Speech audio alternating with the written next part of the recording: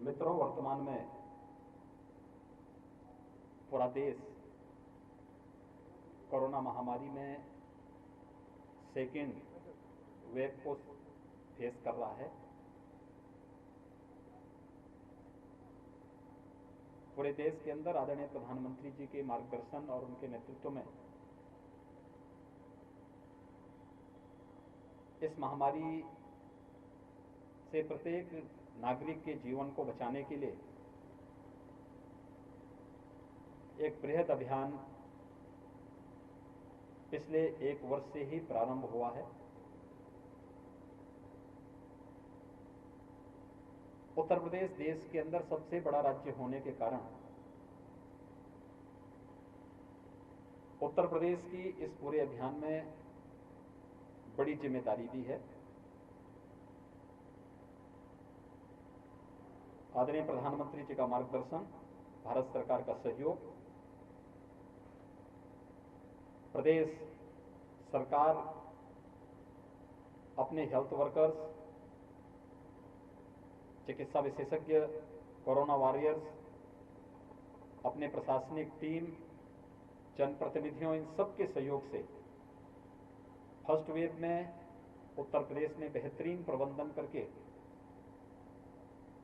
देश के सामने भी और दुनिया के सामने भी एक उदाहरण प्रस्तुत किया था।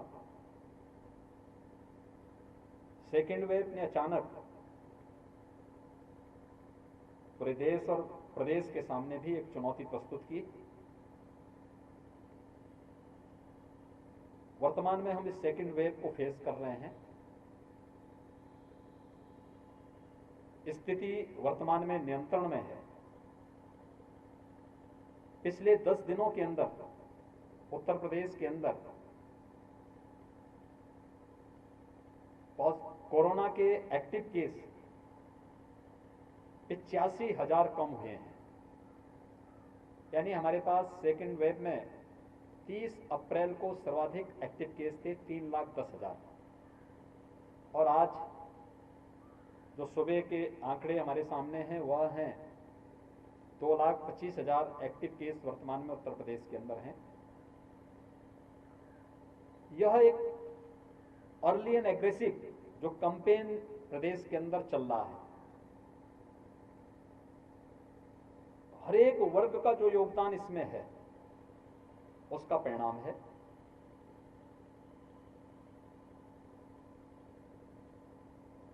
फर्स्ट वेव में हम लोगों ने देखा था कि प्रदेश के अंदर जो अधिकतम केस आए थे वह एक्टिव केस कुल प्रदेश के अंदर 67,000 तक पहुंचे थे और एक दिन में जो सर्वाधिक केस आए थे वह आए थे 7,700।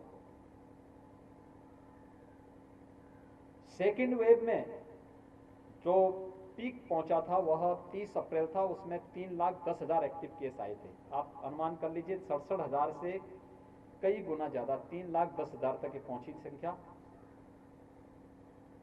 और एक दिन में जो सर्वाधिक केस आए थे वह आए थे 24 अप्रैल को, यह संख्या थी 38,055 की। आज 38,000 से घटते घटते ये संख्या आज जो प्रदेश के अंदर जो सबसे यानी कोविड पॉजिटिव के जो केस आए हैं पूरे प्रदेश के अंदर वह 21,000 आए हैं। यानी 38,000 से घटते घटते हम 21,000 पर पहुंचे हैं। मैं आज अयोध्या मंडल की भी समीक्षा बैठक के लिए यहां पर आया था, जिसमें अयोध्या जनपद के हमारे जनप्रतिनिधि और यहाँ के प्रशासनिक और स्वास्थ्य विभाग के अधिकारी, पुलिस के अधिकारी यहाँ पर थे। बाकी अन्य जनपदों से वर्चुअली मैं जुड़ा था। शासन ने जो एक रणनीति बनाई है उस रणनीति के तहत हर एक जनपद अपने स्तर पर प्रयास कर रहा है, जनप्रतिनिधिगण अपने स्तर पर सहयोग कर रहे हैं। जो विशेषज्ञों ने एक आशंका व्यक्त की थी कि 5 से 10 मई के बीच में उत्तर प्रदेश के अंदर 1 लाख कोरोना पॉजिटिव प्रतिदिन आएंगे, प्रदेश के इस कोविड प्रबंधन ने उन सभी आशंकाओं को निर्मूल साबित किया है। दूसरा, प्रदेश वर्तमान में पूरे एग्रेसिव कैंपेन के साथ इस कार्यक्रम को आगे बढ़ा रही है। प्रथम वेव में हम लोगों को ऑक्सीजन की आवश्यकता नहीं पड़ी थी। हर एक जनपद में कहीं एयर सेपरेटर यूनिट थे, कहीं पर लोग एलएमओ से स्वयं ही मेडिकल कॉलेज या हॉस्पिटल के अपने एग्रीमेंट थे, वे स्वयं ही उनकी ऑक्सीजन आती थी। सरकार को, केंद्र और प्रदेश सरकारों को इसमें किसी भी प्रकार के सहयोग की आवश्यकता उन्हें नहीं महसूस होती थी। प्रदेश की अपनी जो खपत थी वो लगभग 300 मीट्रिक टन के आसपास थी, उसके अंतर्गत लोगों का काम चल लेता था। लेकिन सेकेंड वेव ने हमारे सामने एक नई चुनौती प्रस्तुत की, ऑक्सीजन की अचानक डिमांड बढ़ गई। अयोध्या भी हम लोगों को ऑक्सीजन भेजना पड़ रहा है, अयोध्या से आसपास के जनपदों को जा रहा है। ये स्थिति जो चुनौती हमारे सामने थी, इसके लिए हम आभारी हैं भारत सरकार के, आदरणीय प्रधानमंत्री जी के, जिन्होंने स्पेशल ट्रेन इसके लिए उपलब्ध कराई, ऑक्सीजन एक्सप्रेस चलवाई, एयरफोर्स के बड़े बड़े जहाजों के माध्यम से टैंकर भेजे गए। कल हम लोगों ने 1000 मीट्रिक टन से अधिक की ऑक्सीजन की आपूर्ति प्रदेश के अंदर करवाई है।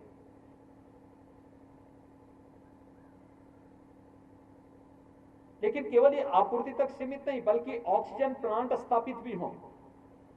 वर्तमान में हम प्रदेश के अंदर 300 ऑक्सीजन प्लांट स्थापित करने की कार्रवाई को आगे बढ़ा रहे हैं। अकेले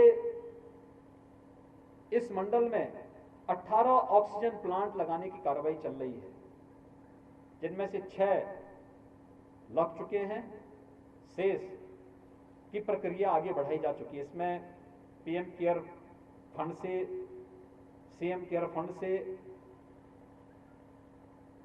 स्वास्थ्य विभाग के द्वारा, चिकित्सा शिक्षा विभाग के द्वारा, सीएसआर से और प्रदेश के गन्ना विभाग के द्वारा भी हर एक जनपद में एक एक ऑक्सीजन प्लांट लगाने की कार्रवाई चल रही है। अयोध्या मंडल में भी इसको बहुत एक अभियान के साथ इस कार्यक्रम को लिया गया है। इसके साथ साथ हम लोगों ने प्रत्येक जनपद को ऑक्सीजन कंसंट्रेटर भी उपलब्ध कराए हैं। ये एटमॉस्फेयर से ही ऑक्सीजन लेता है, इसके लिए अलग से लिक्विड ऑक्सीजन की आवश्यकता नहीं होती। हर एक जनपद को उसकी आवश्यकता के अनुरूप पहले चरण में उपलब्ध कराए गए हैं और भी उपलब्ध कराने की कार्रवाई हो रही है। लेकिन एक चुनौती थी, उसको भी यहां पर उस रूप में प्रस्तुत करने का प्रयास किया गया। इस पूरे अभियान के साथ कोविड के पहले चरण में ही प्रधानमंत्री जी ने कुछ मंत्र दिए थे कि कोविड पर प्रभावी नियंत्रण करने के लिए ट्रेस, टेस्ट एंड ट्रीट के इस अभियान को हमें अपनाना पड़ेगा। कॉन्टैक्ट ट्रेसिंग को बढ़ावा देना, हर कॉन्टैक्ट ट्रेसिंग के 100% टेस्टिंग करना और फिर उनको उसके हिसाब से उपचार की सुविधा उपलब्ध कराना। बहुत सारे लोग हैं जो होम आइसोलेशन में, जिन्हें उपचार उपलब्ध कराया जा रहा है, उनका होम आइसोलेशन में मेडिकल किट उन्हें समय पर उपलब्ध हो जाए। जिन्हें ऑक्सीजन की आवश्यकता पड़ती है उन्हें आइसोलेशन के ऑक्सीजन युक्त बेड्स उपलब्ध करवाना। जिनको L2 और L3 फैसिलिटी के बेड्स चाहिए उनको वहां पर उपलब्ध कराना। इसके लिए प्रदेश सरकार ने 108 की एम्बुलेंस की 75% को एम्बुलेंसेस केवल इसी कार्य के लिए डेडिकेट की हैं कि इतनी एम्बुलेंस हम लोग केवल कोविड के पेशेंट को रिस्पांस टाइम कम करने के लिए हमने 75% एम्बुलेंस इसके साथ जोड़ी हुई हैं। अब तक लगभग 1500 से ज्यादा एम्बुलेंस हमारी केवल कोविड कार्य के साथ प्रदेश के अंदर जोड़ी हैं। प्राइवेट एम्बुलेंस अलग है और जो सीएसआर से विभिन्न जनपदों को एम्बुलेंस उपलब्ध कराई गई थी वो अलग हैं। 350 ELS advance life support ambulance भी इसके साथ जोड़ी गई हैं। तो लगभग 2000 के आसपास एम्बुलेंसेस पूरे प्रदेश के अंदर कोविड कार्य के साथ जोड़ी गई हैं, जिससे रिस्पांस टाइम को कम किया जा सके। एम्बुलेंस के साथ साथ एक आशंका और व्यक्त की जा रही थी कि पंचायत चुनाव के बाद गांव में स्थिति विस्फोटक होगी। हमारा पंचायत चुनाव 29 मई को संपन्न हुआ। 2 और 3 मई को मतगणना के कार्यक्रम संपन्न होने के बाद हम लोगों ने 5 मई से एक अभियान प्रारंभ किया है। निगरानी समितियों को गांव-गांव में भेजना, उनके द्वारा जो चिन्हित और यानी लक्षण युक्त और संदिग्ध जो भी ऐसे मामले दिखे जाएंगे उन सबको एंटीजन टेस्ट आरआरटी के द्वारा कराना। आरआरटी की संख्या बढ़ाई गई है। एक अभियान के रूप में इसे लेने का प्रयास किया गया है और उस अभियान के बहुत अच्छे परिणाम भी सामने आते हुए दिखाई दे रहे हैं। यह अभियान 1 सप्ताह तक चलेगा और इस 1 सप्ताह के कार्यक्रम में हम लोग प्रदेश के सभी 97,000 राजस्व गांवों को इसके साथ जोड़ रहे हैं। ये अभियान शहरी क्षेत्रों में जो सामान्य टेस्टिंग होती थी वो तो नियमित रूप से चलती रहेगी, लेकिन इन कार्यक्रमों को भी हम लोगों ने इसके साथ जोड़ने का कार्य किया है और ये अभियान उसी का हिस्सा है। उसको हम लोग तेजी के साथ आगे बढ़ाने का कार्य कर रहे हैं। ये प्रदेश के अंदर यह अभियान निगरानी समिति और आरआरटी के द्वारा स्क्रीनिंग करना, ऐसे लोगों को ट्रेस करना, फिर उनको मेडिकल किट उपलब्ध कराना, उनकी टेस्टिंग कराना, फिर क्वारंटीन सेंटर में उनकी व्यवस्था उपलब्ध कराना और ICCC के माध्यम से उन्हें टेली कंसल्टेशन की सुविधा उपलब्ध कराना। ये सभी कार्य एक दूसरे के साथ जुड़े हुए हैं, जिससे एक एक व्यक्ति का जीवन अमूल्य है और उन्हें सुरक्षित करने की दिशा में एक अभियान के रूप में हम इस कार्यक्रम को आगे बढ़ा सकें। भारत सरकार की मदद से हम अपने उन वैज्ञानिकों का अभिनंदन करना चाहेंगे जिन्होंने देश को 2 स्वदेशी वैक्सीन दी। उत्तर प्रदेश में हम लोग वर्तमान में आज के दिन पर 1,40,00,000 से अधिक लोगों को 45 से ऊपर आयु वर्ग के लोगों को हम वैक्सीन उपलब्ध करा चुके हैं और ये एक संख्या है। प्रदेश के अंदर लगभग 4500 ऐसे केंद्र हैं जहां पर हम लोग 45 उम्र की सीमा पार करने वाले लोगों को, उन सभी लोगों को वैक्सीन उपलब्ध करवा रहे हैं। 1 मई से 18 साल से ऊपर के युवाओं को भी हम लोगों ने वैक्सीन देना प्रारंभ किया है।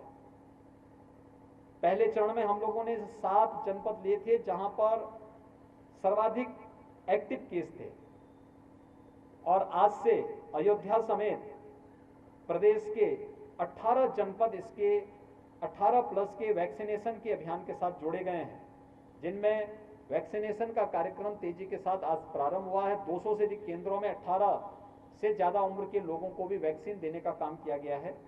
यह वैक्सीन एक सुरक्षा कवच है कोरोना महामारी से बचने के लिए और इस वैक्सीनेशन के कार्यक्रम को युद्ध स्तर पर बढ़ाने, यानी पहले चरण में हमने 18 प्लस के लिए 7 जनपद लिए, दूसरे चरण में 18 जनपद लिए और तीसरे चरण में हम लोग प्रदेश के सभी 75 जनपदों में 18 प्लस को वैक्सीन के साथ जोड़ने की कार्रवाई करेंगे। इसमें ऑनलाइन रजिस्ट्रेशन है, ऑन स्पॉट नहीं, क्योंकि वैक्सीन कीमती है और इस वैक्सीन का वेस्टेज न हो, इसको रोकने का पूरा प्रबंध है। मेरी आप सबके माध्यम से अपील होगी कि जनता जनार्दन से, आम नागरिकों से, कि केंद्र और प्रदेश सरकार हर संभव प्रयास कर रही है। यह महामारी है, हम इसे हल्केपन से न लें। सरकार के द्वारा जो भी नियम बनाए गए हैं और जो भी सुविधाएं दी गई हैं, जनता को बचाने के लिए, उनके जीवन के अमूल्य, यानी उनके जीवन को अमूल्य मानते हुए सरकार ने सभी अभियान प्रारंभ किए हैं, इन कार्यक्रमों को आगे बढ़ाया है। और मेरी अपील होगी, एक हाई रिस्क कैटेगरी से जुड़े हुए जितने भी लोग हैं वे घर से बाहर अनावश्यक न निकलें। दूसरा, जितने भी लोग ऐसे हैं जो शेष अन्य लोग हैं,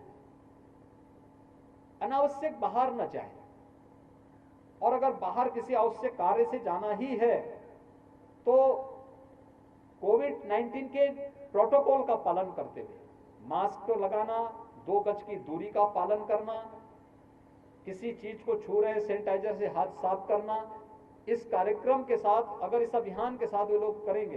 दूसरा, बीमारी को छुपाना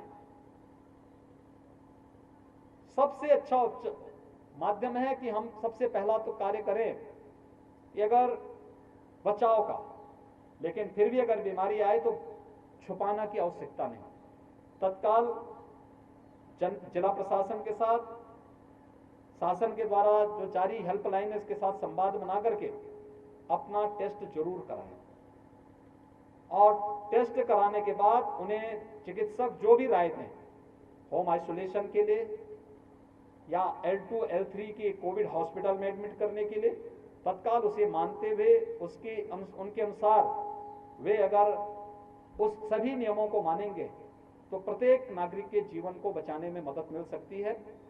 मेरी आप सबसे अपील होगी कि हम सब इस कैंपेन का हिस्सा बने, प्रत्येक नागरिक को जागरूक करें और प्रत्येक नागरिक के जीवन को बचाने में सरकार के केंद्र और प्रदेश सरकार के द्वारा किए जा रहे प्रयासों में हम भी सहभागी बने। बहुत बहुत धन्यवाद। पीएम केयर फंड से जो है